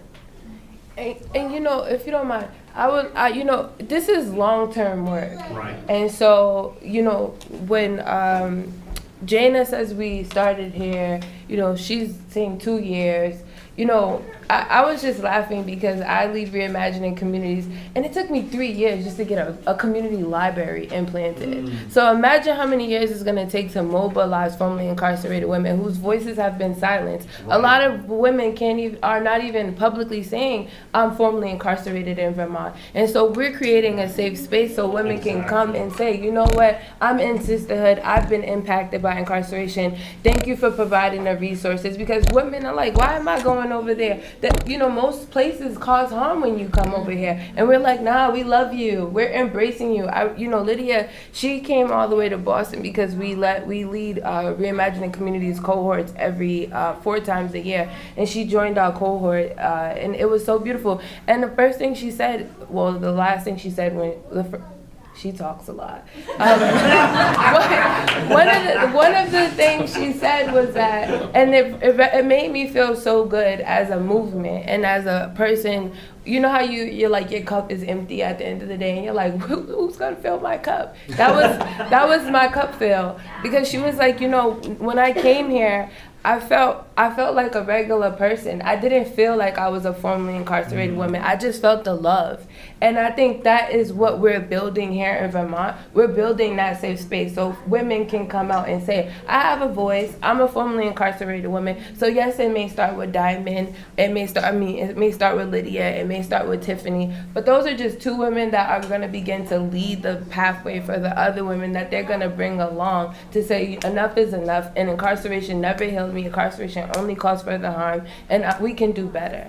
So I just wanted to highlight that, because you gotta toot your horn, because you're doing a good job in Vermont.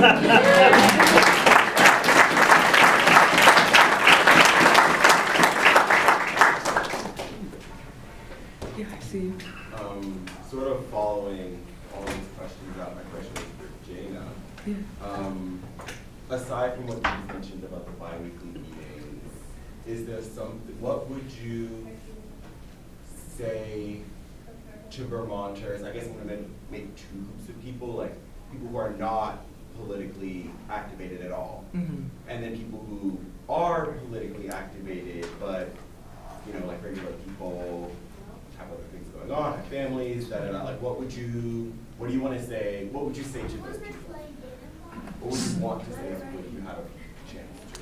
I think I'll reference Mallory when she was talking about, like, regardless of if you have 5 minutes, 2 hours a week, or 2 hours a year, like, we need you in some way.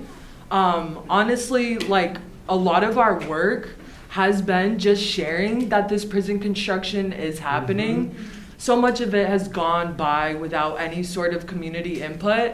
And Vermont's a small place. Like, it's a great place to organize, because you can tell 3 people what's going on.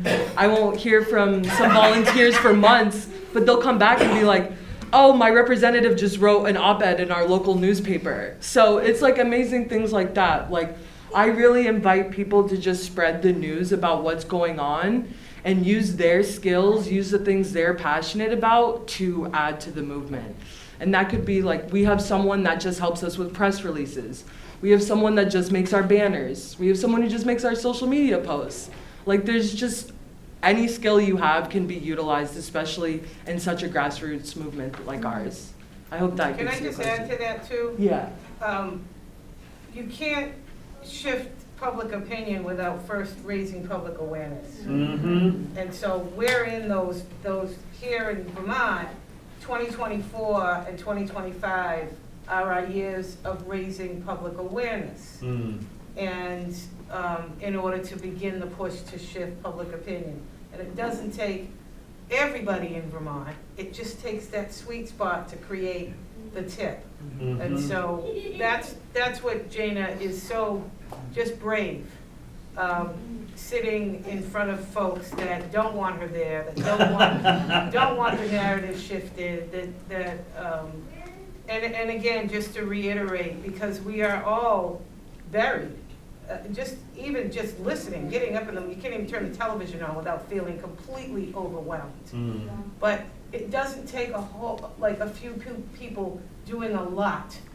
It takes a lot of people doing a little bit. That's right. And so that's what we're trying to begin, and that's why we call our group People Not Prisons. And we see in Massachusetts, under the leadership of Sashi and Mallory, how organically it has grown.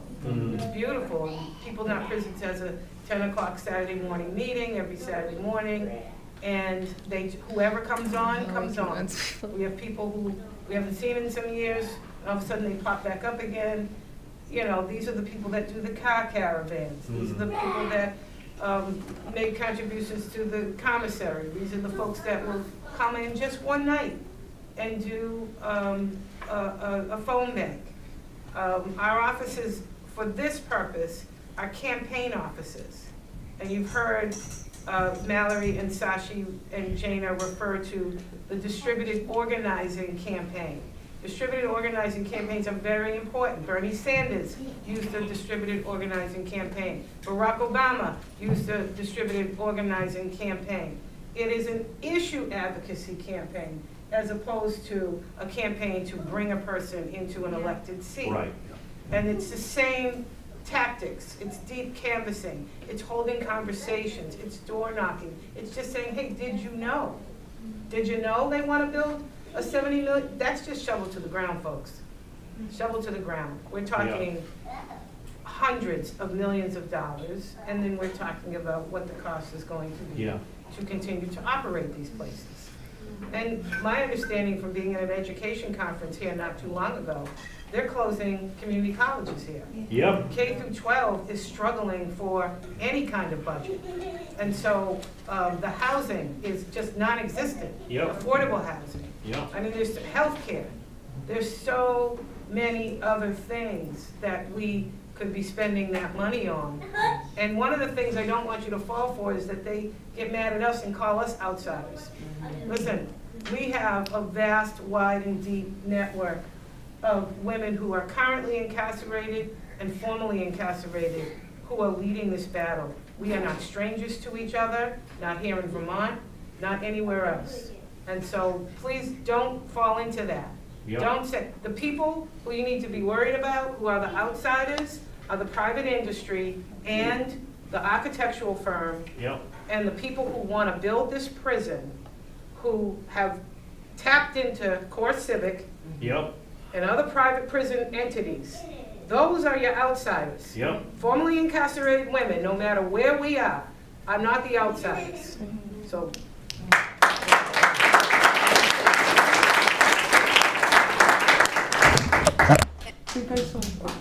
I was just gonna see, like, with your public dollars too, right? Like $20 million for what? That's y'all's money. That's y'all's money. Like that, even, and I'm not saying it's about the money, it's about human dignity and freedom. And also those are resources that y'all need for community college and K through 12. So it's, we do that in Massachusetts too. Like, how dare you have a publicly funded process and you send me meeting notes from your meeting with the architecture firm that are 85% redacted. Like, it's a slap in the face. You're talking about our family members, our neighbors, like women we know by name in the prison that we have long relationships with, and you won't tell us the conversations that you're having with, that's paid for with our money. Like, whatever your angle is, like democracy, accountability, transparency, like it's a mess on every one of those levels. And I can't, like, I've been surprised too. Like, another one of Sashi's incredible organizing ideas is, like, we have these virtual town halls a couple times a month that it's like a drop-in space for, like, just come learn more, ask your questions that you have, see us, we're real people, this is what we do, get to know us. And people have come to those because they saw a lawn sign. We did banner drops over the highway, and somebody was like, allegedly, and somebody was like, what is this? And they Googled no new women's prison, and they found their way. And it's like this remarkable, like, okay, well, what is this? Or like, I just moved here. I wanted to get in touch with community. I don't know what's going on. Like, I wanted to find political community. They've looked us up, and like miraculous things have happened. Like, happened to be, we did a elder parole town hall when we were getting ready for a hearing about elder parole, and one of the folks that came in happened to be a death doula. and was like, I really want to talk about how dying alone should not happen to anybody in our society, and like the ritual and grief and healing that people have and need at the end of their lives, and how that cannot and should not ever happen in a prison. It's like, wow, thank you so much for like your unique expertise. And like that's happened over and over and over. We met somebody that's now sewing our clemency quilts. We met another sister through participatory events whose son we fought very hard to get out of prison, and unfortunately he had to do time, thankfully not as much time.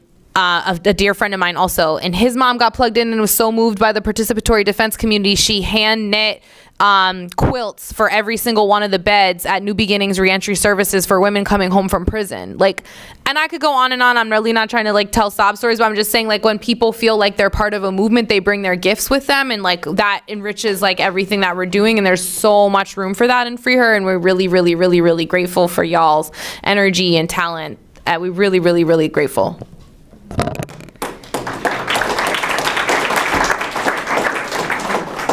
I think we have time for one more question. Yeah, I don't know who was first. I'm sorry. It's okay. Okay. I'll talk to you after. Okay. Yeah, I saw your hand for a while. Yeah, my question is about the role of prisons in political repression.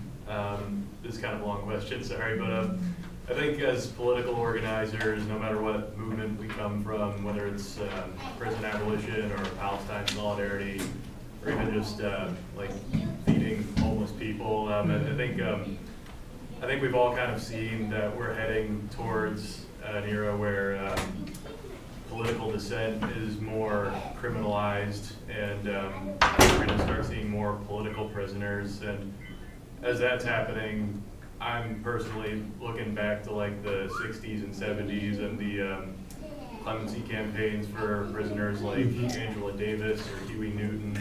I was wondering if you could speak to that at all, if there's any lessons that we can take away or should take away for our work today. I feel like I don't. You can go, but I feel like what I would take away is reimagining communities. I feel like reimagining communities is the perfect thing to walk away with, because it's inclusive of everything you just talked about: clemency, mutual aid, transformative justice, basic income, all of those things. And really, if we really invested in reimagining communities, we would free elderly people. We would provide a community so that way when people come home, they have what they need. People wouldn't even go to prison because they would have what they need. And so I think that when we talk about, food justice or lack of housing, like reimagining communities really touches all of that. And it really provides everything that people need on all scales, no matter the color you are, no matter where you come from, no matter what side of the border you are on. Reimagining communities is the answer to pretty much everything, because it's the alternative. And it's a world that is actually being created. But we just have to listen, and we have to provide the resources and really just pay attention to what is being created. And, I love the reimagining communities map, and we didn't really talk much about reimagining communities today, but we have a map, and it's like, a lot of times people are like, kind of like, well, where do I go if I'm in like California and I need a community pantry? And it's like, here's the reimagining communities map. These are our abolitionist organizational partners, and this is where you can go get mutual aid. And it's like, it should, and as it's growing, it will eventually touch all of those places. It's like clemency. Where do we call on clemency? When we started our quilt, the quilt was based on clemency. It was like, these are the women that are elderly, survived and punished, long-timers. These are the clemency people that should be immediately released because they're the most vulnerable during COVID. And we can do that right now. The chances of a woman who is incarcerated right now being elderly or sick or a long-timer going back to prison is less than zero. So why wouldn't we want to release them from prison and figure out how we can allow them to live a better life in the community with resources? And it also saves us tax dollars. It saves us money. Why not release women? And so I just wanted to just highlight reimagining communities, because I really believe that is the change for us that we need to start to explore and start to stop thinking about this alternative as an imagination and start to really accept that as something that is really happening. Like, change is really happening, whether you're gonna walk with us or not. At the end of the day, we're not taking this anymore.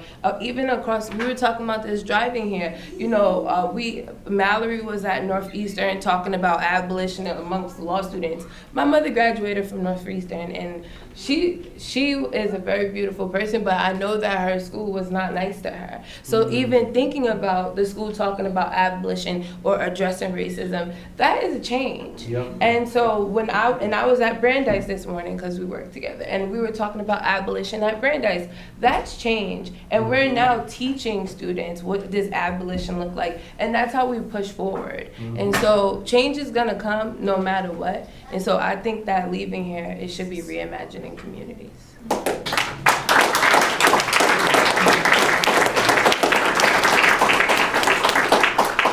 Y'all still talking? Yeah, I was gonna say. In trouble if we don't. Well, it's 9 on the dot. I think this is a perfect time to wrap up. I just want to thank you all so much for being so into this conversation with all your great questions, and looking forward to seeing you at our further events. And make sure to call your legislators, call the governor, let them know no new prisons.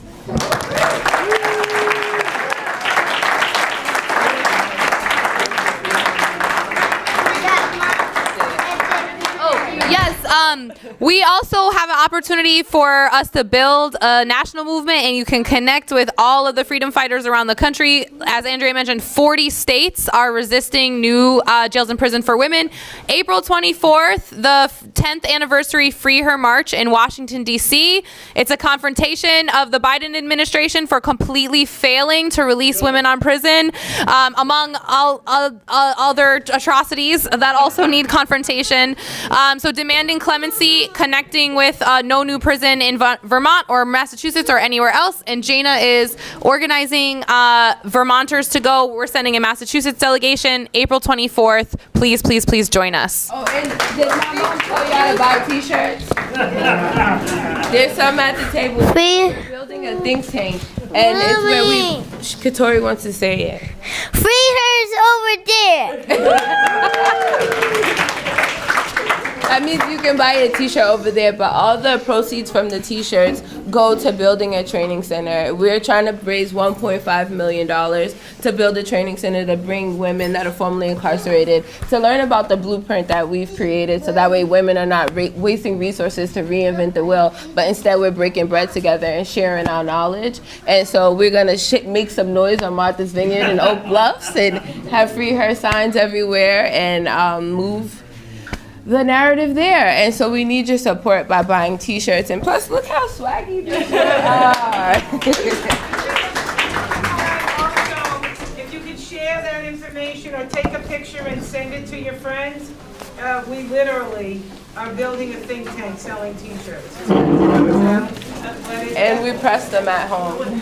Right. So thank you all. Thank you for coming. Thank you. Thank you. It's 2 hours, and it's recording, so. Yeah, CCTV has it for us. I'll have to send it out to the email list.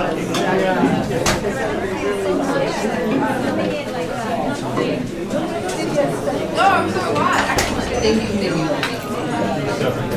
You're already on this, so let's say. Yeah.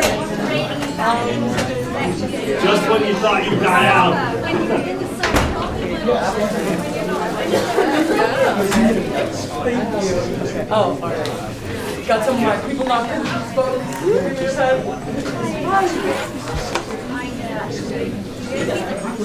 Yes. We're doing Zoom right now. We're hoping to have so many people together. So we're doing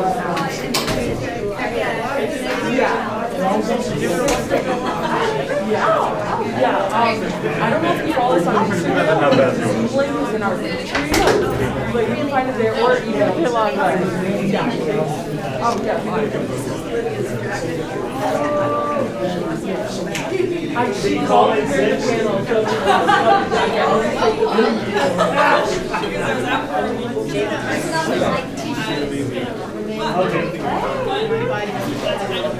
Yeah. Yeah,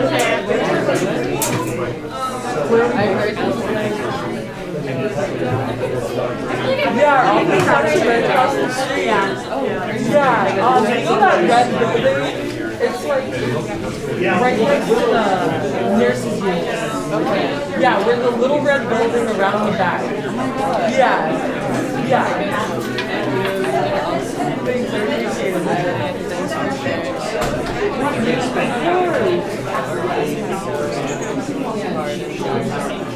I'm glad you get it. It's a different animal. Oh my god.